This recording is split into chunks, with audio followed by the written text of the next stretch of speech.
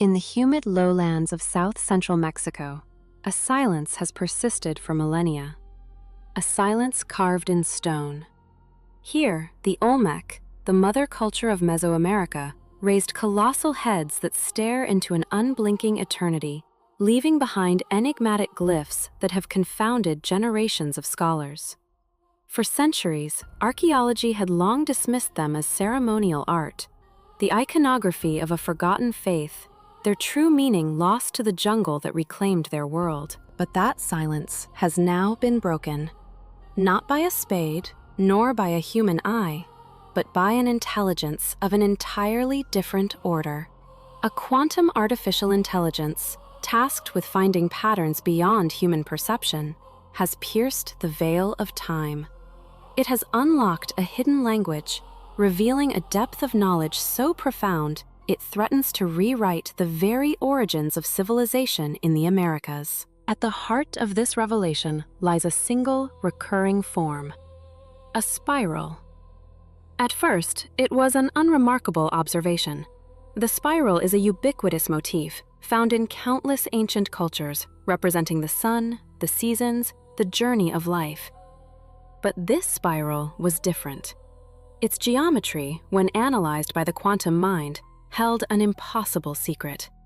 It mirrored the delicate, twisting ladder of life itself, the double helix of deoxyribonucleic acid, a structure not formally identified by human science until 1953 by Watson and Crick.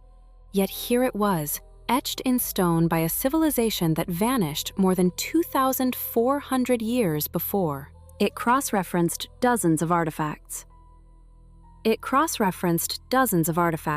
Unearthed from the great Olmec centers, La Venta, San Lorenzo, Tres Zapotes, and mapped the spiral's context. The pattern was not random. It was a code. The helix appeared consistently alongside notations of growth, of agriculture, of what researchers now cautiously refer to as hereditary crop lines. It was invariably paired with numbers, with measurements, with markings that tracked changes across generations of plants. This was not just art.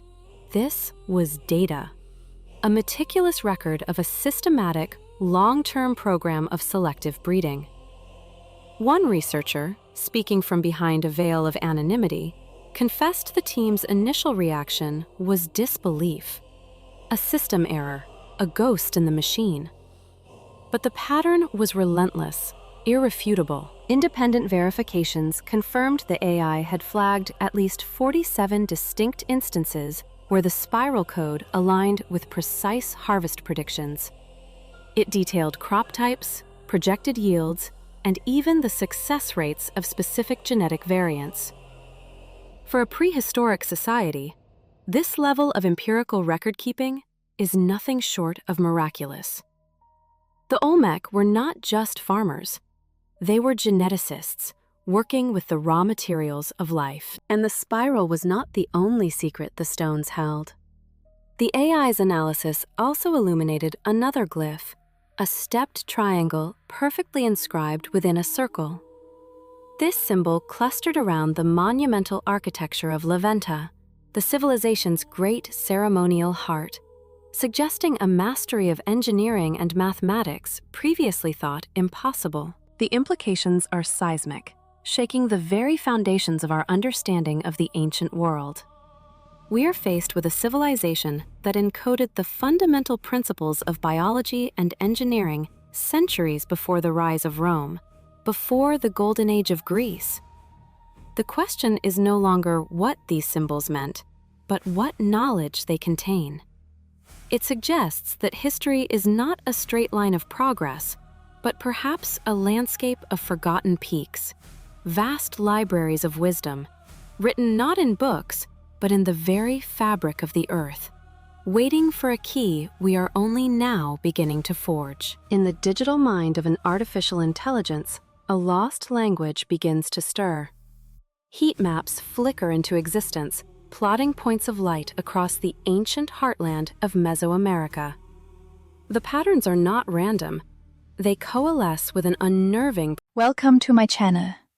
If you're fascinated by hidden truths, lost civilizations, and unsolved mysteries, precision, clustering around the sites of basalt quarries, the very places where the Olmec, a civilization once shrouded in mystery, hewed monoliths of volcanic rock.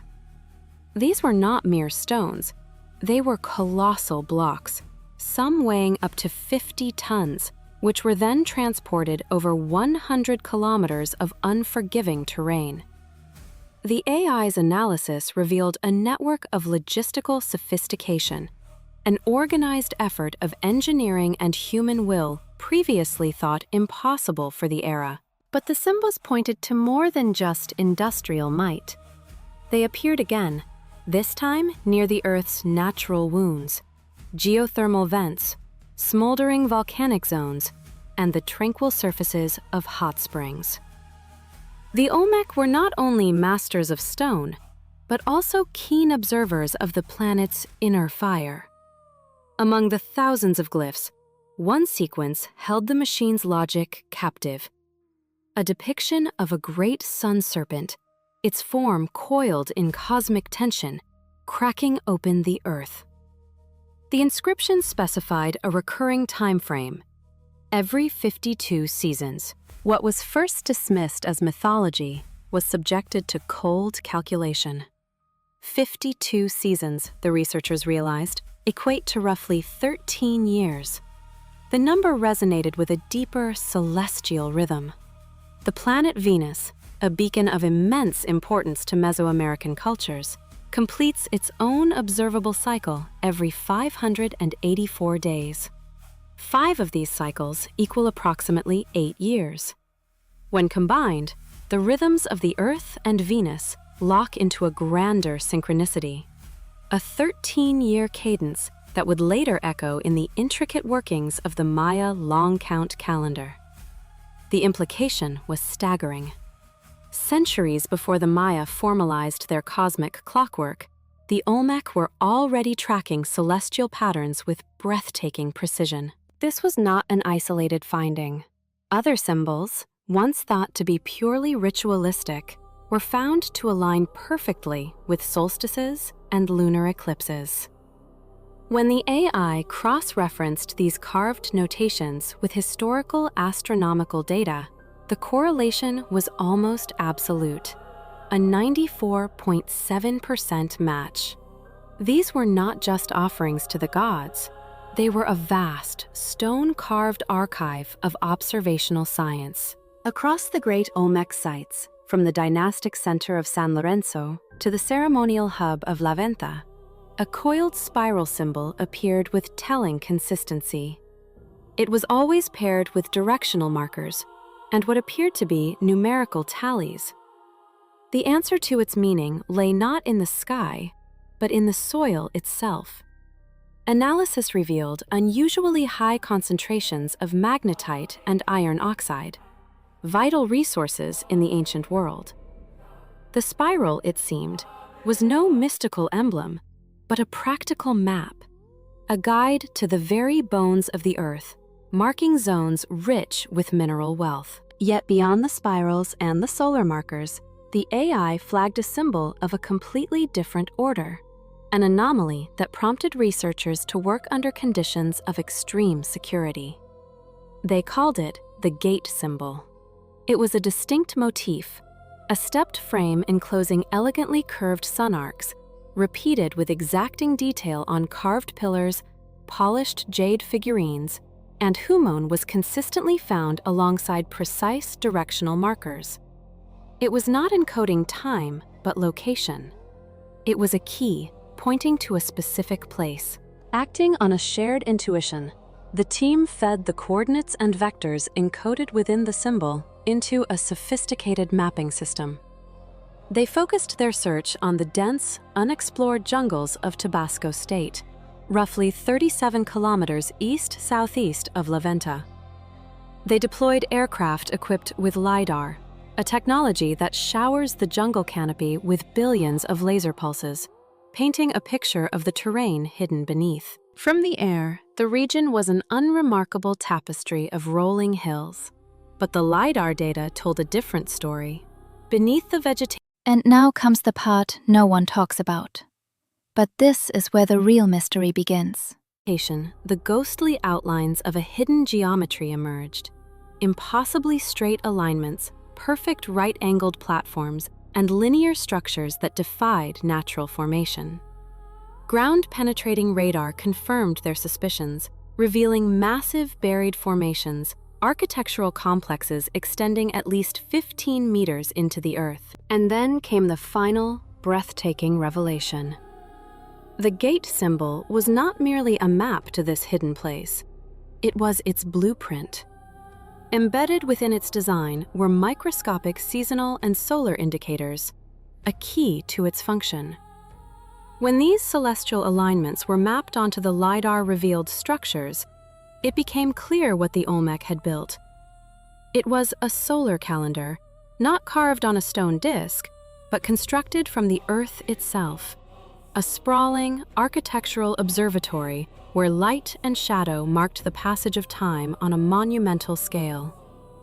They had not just written their knowledge on stone, they had woven it into the very landscape, creating a silent dialogue between the heavens and the earth. A conversation whose whispers we are only now, after millennia, beginning to comprehend. Beneath the earth, a lost world has been awakened. Preliminary surveys sketch the outline of a sprawling complex covering nearly 12 hectares, a space vast enough to contain 17 football fields. Its scale is monolithic, rivaling even the legendary Olmec Center of La Venta. But it is not the size alone that stuns the modern world.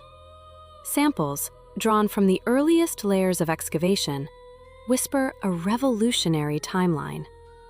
They date the first stirrings of activity here to a period between 1200 and 800 before the Common Era.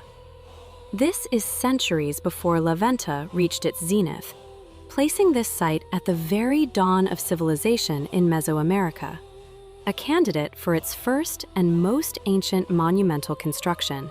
The key that unlocked this buried kingdom was not a spade, but a symbol.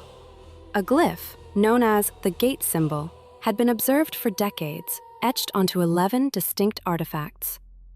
These silent messengers were scattered across continents, held in the climate-controlled archives of museums in Mexico City, Villahermosa, and even within the hallowed halls of Yale's Peabody Museum.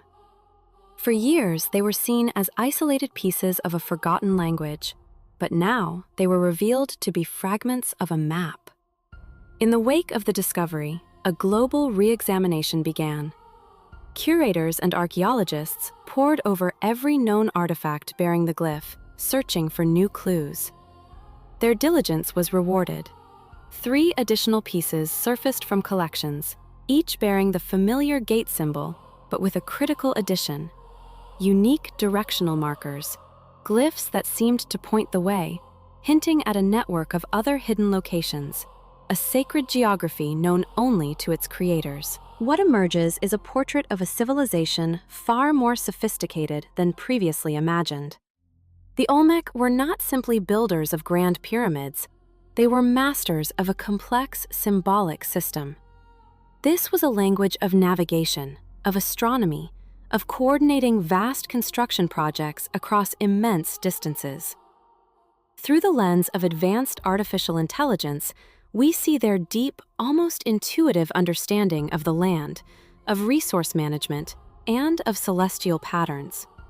The spirals, the solar markers, the gate glyphs, they form a tapestry of knowledge, revealing a cognitive complexity that continues to challenge and redefine our understanding of the ancient mind. Yet, beyond the intricate language of symbols decoded by machine consciousness, the Olmec left another, more visceral enigma, an inheritance of power and mystery, carved not into portable tablets, but into monolithic stone. They are the colossal heads. Across the jungles of Mexico's Gulf Coast, 17 immense stone faces keep a silent vigil. Each weighs up to 50 tons, hewn from volcanic basalt and dragged for miles through unforgiving terrain. Carved over 2 millennia ago with nothing more than stone tools, they are believed to be portraits of individual rulers, their features rendered with a stark, commanding naturalism. They may well be the most sophisticated sculptures ever created in the ancient Americas. Their faces, with full lips, flattened noses, and eyes that are often slightly crossed, stare out from a distant past. Adorned where discovery, early observers, struggling to place these features within known indigenous contexts, suggested they resembled peoples from Africa, with some drawing specific, though entirely unsupported, comparisons to Ethiopians. While such theories lack any archaeological or genetic evidence, their persistence underscores the profound and lasting mystery these silent sentinels evoke. The modern story of these stone guardians begins in the year 1862. A Mexican scholar, José María Melgari Serrano, stumbled upon the... Most people stop watching right here. But if you continue, you'll discover something almost no one knows. First known example at a site called Tres Zapotes. But his discovery, a report of a titanic head half buried in the earth, attracted little attention outside of Mexico. To the international academic community, it was a footnote, a provincial curiosity. For decades, the head remained an isolated anomaly, a puzzle piece with no box, rather than the first tangible proof of a great, lost civilization. That perception would be shattered in 1938. The field of Mesoamerican studies was being revolutionized by the systematic work of American ethnologist Matthew Stirling. Driven by a conviction that the Gulf Coast held undiscovered secrets, Stirling revisited earlier finds and launched ambitious new excavations. It was during one of these expeditions, in the dense tropical landscape, that his team's shovels struck unyielding stone. As the earth was cleared away, a towering face emerged from its long slumber. A colossal head weighing roughly 20 tons, its gaze as powerful and inscrutable as the day it was carved. The forgotten civilization had finally found its modern voice, and the world was, at last, beginning to listen. What we are unearthing is not merely a history of a people, but a fundamental chapter in the story of human ingenuity itself. A reminder that entire worlds of knowledge can be lost, and that the earth guards its deepest secrets with a patience that outlasts empires. In the humid lowlands of the Gulf Coast, a visage carved from volcanic stone seemed to be features of a man, a portrait of the region's most ancient inhabitants. This singular discovery would ignite a firestorm of public fascination, transforming the career of its discoverer, Matthew Stirling, and altering the very timeline of Mesoamerican history. The sudden media attention was more than just fleeting fame. It was the key that unlocked doors once firmly shut. Public interest translated into tangible support, securing the funding, the time, and the institutional backing necessary for a truly ambitious undertaking. A partnership with National Geographic provided the final catalyst, empowering Stirling to push his research farther south, deeper into the verdant, enigmatic cradle of a civilization whose true age and complexity were only just beginning to be understood. His work marked a profound turning point. While excavating at Tres Zapotes, a site that would become synonymous with his name, Stirling made another critical discovery. It was not a colossal head, but something that would prove just as significant.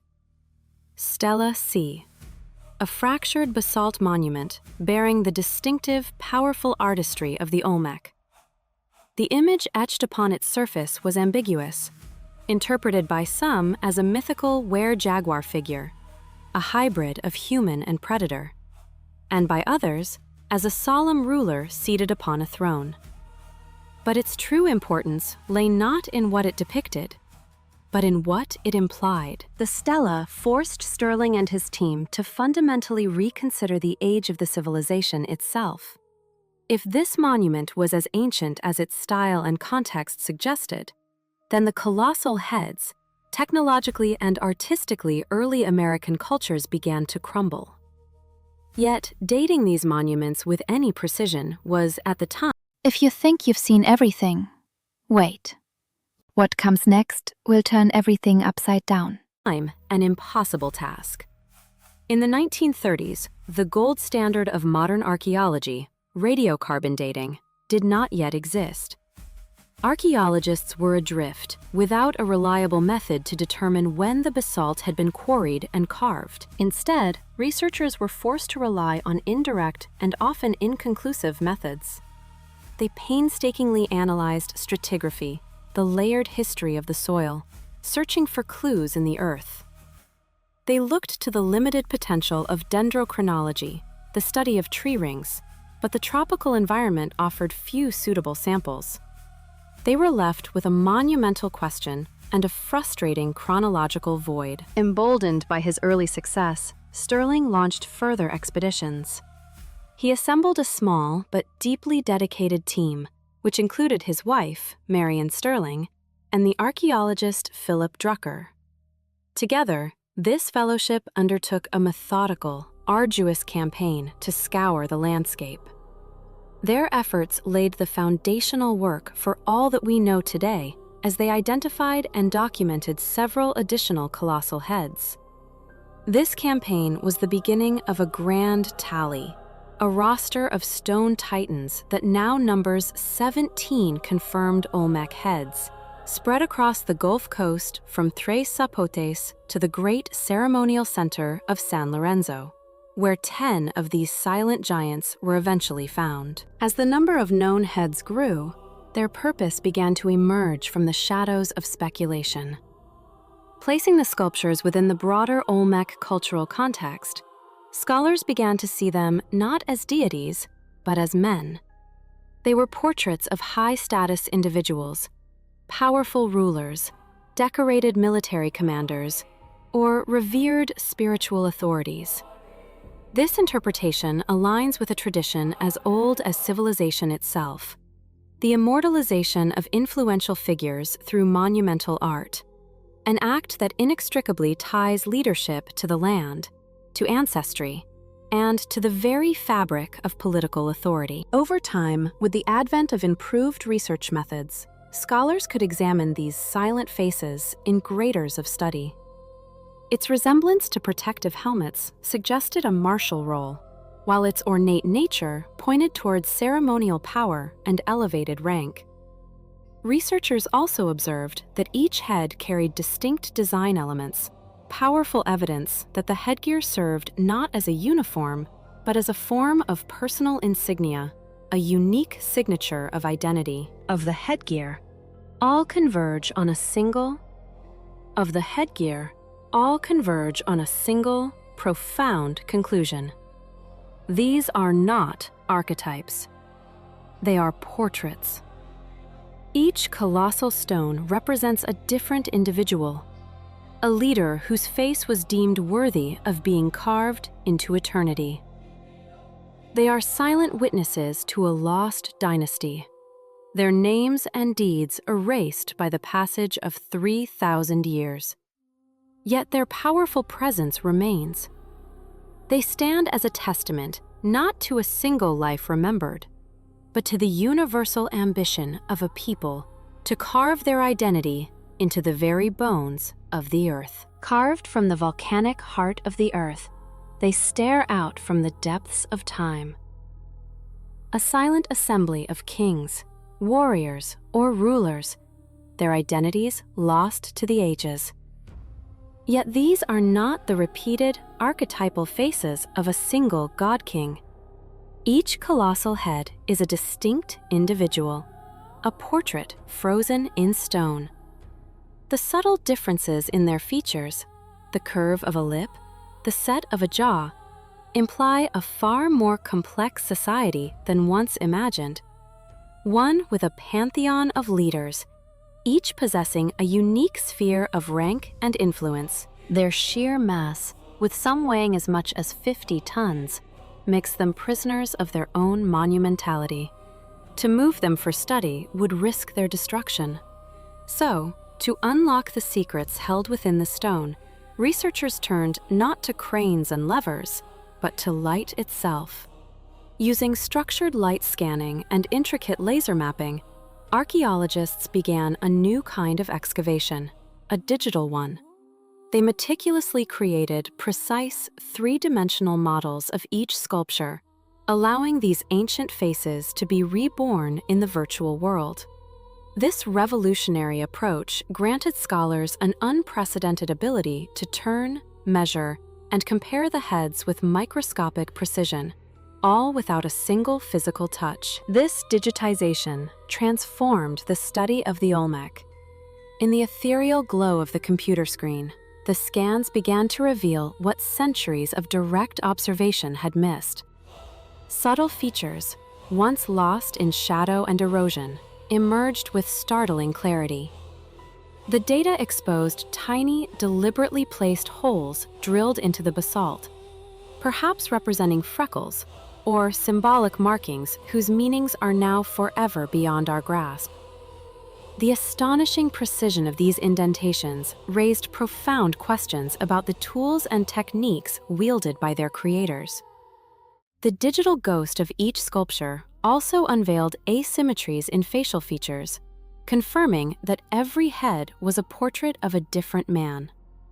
And across their weathered surfaces, the scans traced the faint, deliberate lines of what may be scarification marks, a testament to a culture's forgotten rituals. To create even one of these masterpieces required an extraordinary orchestration of human effort.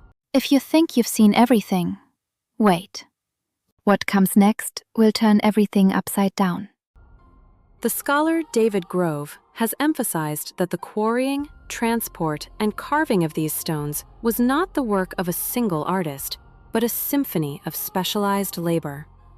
It demanded legions of workers: quarrymen to free the boulders from the earth, boatmen to navigate treacherous riverways, woodworkers to craft massive sleds and rafts, and toolmakers to forge the implements of creation. Supporting this entire enterprise was a broader population, providing food, housing, and the logistical backbone for a project that could span years.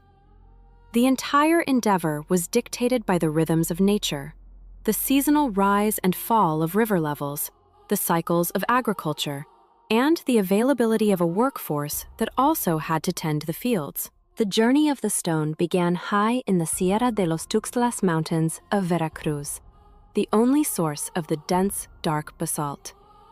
Instead of quarrying directly from cliff faces, Olmec engineers often selected massive boulders deposited by ancient volcanic flows, a choice that simplified the initial extraction. From there, an epic feat of logistics began. The stone for the La Cobata head, for instance, was brought from El Vigía Hill. To transport these multi-ton monoliths over hundreds of kilometers of swamp and jungle required a level of planning and collective will that is difficult to comprehend. In the workshops of San Lorenzo and La Venta, the raw stone met the sculptor's hand. The process was meticulous. Master carvers would first shape the heads by chipping away large flakes with heavy hammerstones. They refined the emerging forms through delicate retouching, and finally, polished the surfaces to a smooth finish using sand and water as abrasives.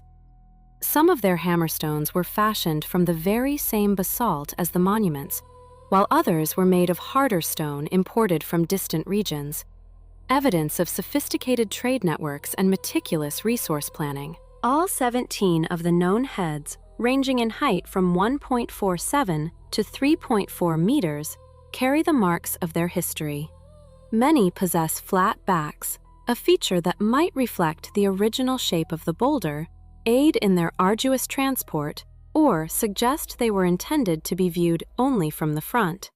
But the most compelling secret lies in their reuse. At least 2 of the heads at San Lorenzo bear the ghost of a former life. In their form, archaeologists can still discern the deep niches of what were once massive thrones. These rulers were not just carved from new stone, They were carved from the very seats of power of their predecessors. The stone face, once a symbol of authority for one generation, was reshaped to embody the power of the next. In this act of monumental recycling, we see not just practicality, but a profound statement about lineage, legacy, and the unending cycle of human power. And now comes the part no one talks about. But this is where the real mystery begins. Forever seeking to carve its own image upon the unyielding canvas of history. Carved from single colossal blocks of volcanic basalt, they stare out from a lost eternity. Each face is a portrait of an individual, a ruler, a king, and each is adorned with a unique headdress, a complex tapestry of woven cloth, supple animal pelts, intricate knots, and powerful animal totems. The monolith known as La Venta Head 1 bears the distinct motif of a bird, its talons gripping a sacred emblem, perhaps the insignia of a ceremonial office, a priest-king of a forgotten dynasty. These intricate designs were not mere decoration, they were a visual language of power. Similar patterns across different monuments may indicate dynastic lineage or declare a specific political status, a code of authority understood across their realm. Massive ear spools stretching the lobes of these stone sovereigns further emphasize their elite identity, a clear demarcation between the rulers and the ruled. Faint traces of plaster and pigment whisper of a lost vibrancy, revealing that these somber gray monoliths were once painter creation. Remains shrouded in uncertainty, but their production was in 900 BCE. All belong to the pre-classic period, a dawn of civilization in Mesoamerica, with the monuments of San Lorenzo representing the earliest, most formative phase. These stone faces led researchers straight to their creators, and the deeper they looked, the more profound the mystery became. Who were the people capable of such monumental efforts? Who were the Olmec? Most people stop watching right here. But if you continue, you'll discover something almost no one knows. Humid, fertile lowlands of southeastern Mexico, a civilization emerged between 1500 and 400 BCE. This was their heartland, a territory spanning the Gulf Coast in modern-day Veracruz and Tabasco, stretching roughly 275 kilometers from east to west and extending 100 kilometers inland from the coast. Here, the Olmec became one of the first peoples in the Americas to conceive of and build monumental architecture. They established the first true towns and cities, and from the earth and stone, they developed a sophisticated and unmistakable style of sculpture. Then, in the early 2000s, a discovery challenged everything we knew. Evidence of Olmec writing. The earliest known hieroglyphs, dating to around 650 BCE, were found etched onto roller stamps and stone artifacts. While the surviving texts are frustratingly short and only partially deciphered, they suggest the Olmec possessed a system of record-keeping, a nascent script with echoes of the complex writing systems that would later flourish throughout Mesoamerica. This staggering complexity, the art, the cities, the writing, has led many scholars to name the Olmec the cultura madre, the mother culture from which all subsequent Mesoamerican civilizations drew their inspiration. Though this powerful idea remains a subject of intense debate, their first great center, the city of San Lorenzo, rose to prominence around 1200 to 900 BCE, predating the splendors of the Maya and the might of the Aztec by centuries. Excavations there have unearthed a world of breathtaking artistry and social organization. Delicate jade figurines, polished ritual celts, and a vast array of pottery styles reveal robust trade networks that stretched for hundreds of miles. Large earthen platforms and the foundations of elite residences point to a highly organized society. a culture capable of mobilizing immense labor for projects of divine and political importance. The very layout of the city, organized along a central axis with distinct ceremonial and residential zones, speaks of sophisticated urban planning and a deeply entrenched social hierarchy. Later, around 900 BCE, the center of Olmec power shifted. The city of La Venta rose. Hufties, archaeological attention turned to La Venta. Peel back the layers of time. La Venta thrived between 1000 and 400 BCE, representing the absolute peak of Olmec culture. The city is a testament to their remarkable achievements in architecture and urban design, setting precedents that would echo for millennia. At its heart stands the Great Pyramid, a massive conical structure of earth and clay, not a stepped perfect, birthed the very stone of their monuments to the wind. All that remains are these to the wind. All that remains are these faces, portraits of men who commanded a world, whose power was so absolute they could move mountains, a culture that shaped a continent. Yet their gaze offers no answers, only the enduring question of how a world so powerful, so complex, could simply vanish, leaving behind only the enigmatic stare of its long-forgotten kings. In the sweltering lowlands of Mesoamerica, a city of earth and stone was once precisely aligned with the heavens. This was La Venta, an Olmec ceremonial heartland whose very design speaks of a profound understanding of cosmic order. Its orientation, its plazas, its monumental earthworks, all were laid out not by chance, but as a terrestrial map of celestial events, a testament to an astonishingly advanced knowledge of engineering and astronomy. Depict rulers emerging from the mouths of supernatural beings, blurring the line between the human and the divine. And deep within the earth, complex burial sites and from Thru's beliefs, their social hierarchy, and their unparalleled artistic vision. Yet, preserving this fragile legacy is a constant battle against the encroaching jungle and the pressures of the modern world.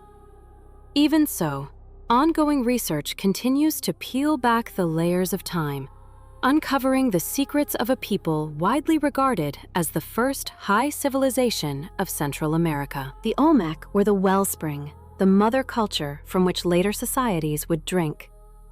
Their massive structures and foundational traditions sent ripples across millennia, profoundly shaping the pointer upon an Olmec foundation. The intricate calendrical systems, the deep reverence for astronomy, the very way of seeing the universe, these were Olmec inheritances. For the Maya, the shimmering band of the Milky Way was not merely a collection of distant stars. It was a cosmic road, a spiritual causeway leading to the underworld, a realm they called Xibalba. This too was a concept with roots in Olmec cosmology. The famed Maya long count calendar, a breathtakingly precise system tracking a cycle of 5,125 years, was not a sudden invention. It was the culmination of an intellectual tradition born among the Olmec, a reflection of a deep, cyclical understanding of time, woven into the fabric of daily and spiritual life. Archaeoastronomers have meticulously documented this brilliance, finding it etched into the very architecture of Mayan cities. At Chichen Itza, this inherited genius is made manifest. On the equinox, as the sun journeys across the sky, it casts a striking play of light and shadow upon the pyramid of Kukulkan. A serpent of pure light appears to slither down the northern staircase, a celestial event captured in stone, a perfect fusion of architecture, astronomy, and myth. And yet, where there is profound mystery, Spen of Mesoamerica, their complex art, their enigmatic symbols, and the sheer scale of their achievements have fueled centuries of conjecture. Beyond the painstaking work of excavation and analysis, A web of alternative theories has been spun. Some suggest extraordinary external influences on Olmec origins, claims of transoceanic contact with ancient China, connections to the mythic Jaredites of the Book of Mormon, or, most persistently, assertions of African ancestry. These ideas, often presented as suppressed history, capture the public imagination. But within the academic world, they are highly controversial, frequently criticized as a form of ethnocentrism that, perhaps unintentionally, downplays the ingenuity of the indigenous peoples of the Americas. The overwhelming majority of specialists in Mesoamerican history, archaeology, and linguistics firmly reject such claims. Decades of peer-reviewed studies demonstrate that the Olmec developed their sophisticated writing, their complex agricultural systems, and their unique cultural traditions independently, within their own geographic and cultural context. There exists no reliable archaeological, genetic, or linguistic evidence of formative influence from other continents. The historical claims of an African connection, for example, trace back to the 19th century, when José Melgar, upon encountering the first colossal head, argued its features were evidence of an African presence. In the early 20th century, Leo Wiener echoed these claims. Later, they were amplified by AA, but these visual comparisons remain unsupported by the hard data. This is where things get really interesting. What you're about to hear might explain why this was never meant to be discovered. Of science. They are ideas that flourish in the absence of evidence, not because of it. The story of the Olmec is not one of external intervention. It is a testament to the remarkable capacity of a people who, in isolation, raised a civilization from the mud and mangroves, who carved a universe from volcanic stone, and who looked to the stars to find their place in the cosmos, guided by their own intellect, their own spirit, and their own unborrowed genius. Stay with me, because what comes next has been hidden for a very long time, and only a few people know the truth behind it. In the silent language of our genes, a story is told. A 2018 analysis of mitochondrial DNA drawn from the ancient remains of two Olmec individuals, one from the ceremonial heart of San Lorenzo, the other from Loma del Zapote, offered a definitive answer to a question that had lingered for centuries. The results were unequivocal. Both belonged to haplogroup A, a genetic marker overwhelmingly common among the indigenous peoples of the Americas. This was not a clue, it was a verdict. The science confirmed what archaeology had long suggested. The Olmec were a people born of the American soil, their roots sunk deep into the Mesoamerican landscape, with no demonstrable connection to Africa. And yet, despite this clarity, the shadows of speculation have long clung to the Olmec legacy. The sheer audacity of their achievements has often invited exotic explanations, as if indigenous genius were somehow insufficient. As far back as the 19th century, the polymath Constantine Samuel Rafinesque imagined links between nascent Maya script and the symbols of North Africa. Later, Leo Wiener proposed that Arabized Black Africans were the architects of early Mesoamerican culture. In the 20th century, the gaze shifted east. Betty Meggers and Mike Hsu argued for Chinese influence, pointing to stylistic echoes in jade work and supposed characters etched onto the famed La Venta Celts. Others, drawing from scripture and myth, saw the lost tribe of Jaredites from the Book of Mormon, or even Nordic seafarers, their presence supposedly immortalized in the bearded figures circa. But under the cold light of scholarly scrutiny, these theories crumble. The Olmec glyphs, a tantalizing but still largely undeciphered script, reveal no kinship with any known writing system from Africa, China, or Europe. An outdated science, forcing the diverse populations of the New World into the rigid, ill-fitting racial categories of the Old. The supposed resemblances, the beards, the aquiline noses, the intricate decorative motifs, are not portraits of foreign visitors. They are expressions of artistic convention, symbolic ideals, and cultural stylization. To understand the Olmec, then, is an exercise not only in archaeology, but in intellectual discipline, a resistance to the allure of unfounded speculation, and a celebration of indigenous innovation in its purest form. Their colossal heads, staring out with serene authority, their monumental architecture, shaping the very earth. These were not borrowed concepts. They were born here. This clarity, however, only deepens the next, more profound mystery. If the Olmec built such a mighty civilization, what silenced it? Around 900 before the Common Era, a strange and deliberate act of self-destruction began at San Lorenzo. There was no invading army, no evidence of foreign conquest. Instead, the Olmec themselves became the agents of their own city's undoing. Workers began to systematically dismantle the sacred monuments. Colossal heads that had stood as emblems of power for generations were ritually defaced, mutilated, or purposefully buried in deep trenches. Thrones, once the seat of divine rulers, were shattered. The very symbols of their cosmos were interred, and the palaces of the elite were abandoned to the encroaching jungle. This was not a singular cataclysmic event. It was a slow unraveling, a gradual dissolution shaped by a confluence of forces. Deep political transformation, mounting environmental stress, and the steady diffusion of their culture into neighbor of written explanation for their decline. Their final chapter is a silent one. What we know is pieced together from the earth itself, from the shifting patterns of settlement, the cessation of monument production, the subtle clues in environmental data, and the changing currents of ancient trade routes. These sources paint a picture not of a civilization that vanished, but one that transformed. The Olmec did not disappear from the world. They dissolved back into the cultural landscape they had first created, their legacy becoming the very foundation upon which subsequent Mesoamerican civilizations would be built.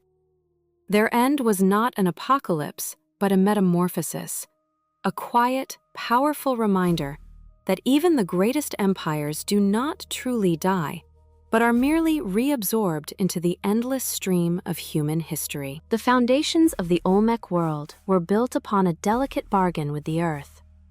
In the lush but unforgiving lowlands of the Gulf Coast, their entire economy rested upon a sacred trinity of crops: maize, squash, and sweet potatoes.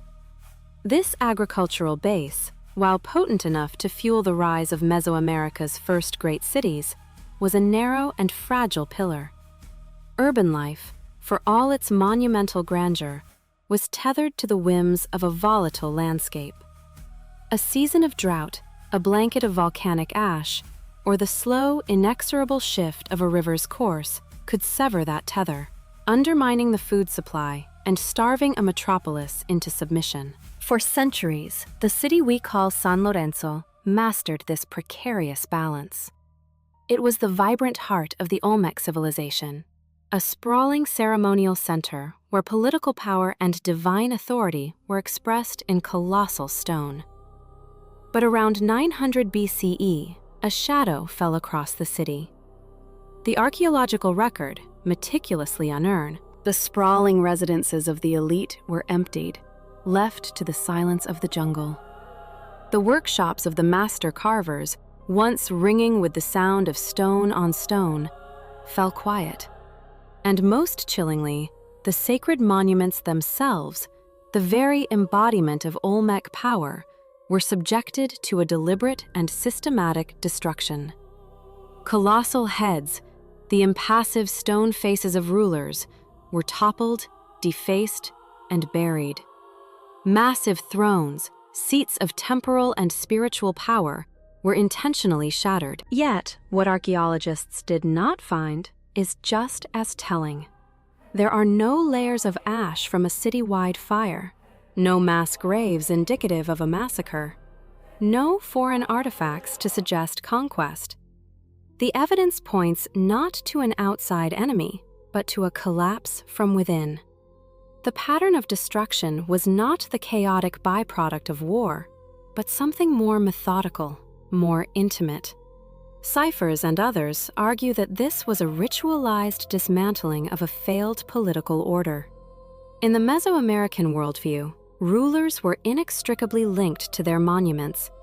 These stone effigies were not mere portraits, they were conduits of legitimacy, sacred symbols of a covenant between the leadership and the gods. When that leadership failed, when the rains did not come, when the rivers flooded, when the crops withered, the covenant was broken. The monuments, having lost their power, were ritually terminated.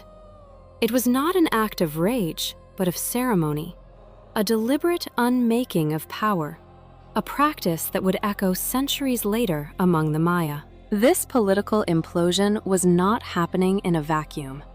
The very ground beneath their feet was betraying them. Paleoenvironmental studies reveal that the intricate river systems that nourished San Lorenzo began to shift dramatically during this period. The lifeblood of the city became a threat, causing catastrophic flooding, stripping away fertile topsoil, and leaving once bountiful fields exhausted and barren. As the archaeologist Michael Coe observed, the Olmec heartland was an ecologically fragile stage. Even minor shifts in climate could trigger a cascade of failures, disrupting food production and shaking the foundations of social stability. But the fall of San Lorenzo was not the death of the Olmec. It was a transformation. As the city's influence waned, a new center of power rose to prominence from the swamps to the east, La Venta. Beginning around 900 BCE, this new capital inherited the cultural mantle of its predecessor.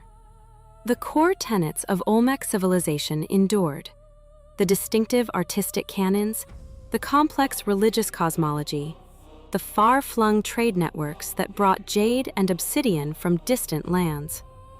This remarkable continuity suggests that the Olmec world did not simply vanish, it reorganized.